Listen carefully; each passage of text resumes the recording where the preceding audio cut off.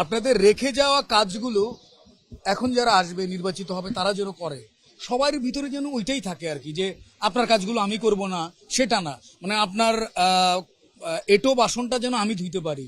So যারা নির্বাচিত হবেন তাদের প্রতি উপদেশ নয়, ভালো লাগার জায়গা থেকে বলছি যে আপনারা যেন এটো বাসনটা ধুয়ে ফেলেন আর কি।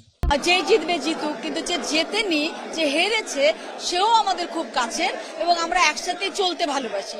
এটা শিল্পীদের ভোট, এটা ইলেকশন, সেটা মানতে হবে আপনাদের।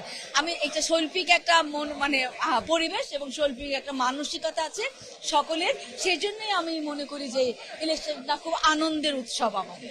প্রত্যাশা না, যেহেতু আমাদের ভোটই তারা নির্বাচিত, তারাই তো ভাই ব্রাদার, তারাই তো বোন।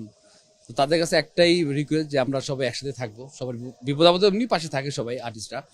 তো যেই সকল শিল্পীরা আমাদের একটু কাজ যাদের কম হচ্ছে বা যারা কাজ কম করতেছে, আমরা মানে আমার আশা যে তাদেরকে নিয়ে একসাথে আবার মানে নতুনভাবে কাজ শুরু করি, যেন তারা বসে না থাকে।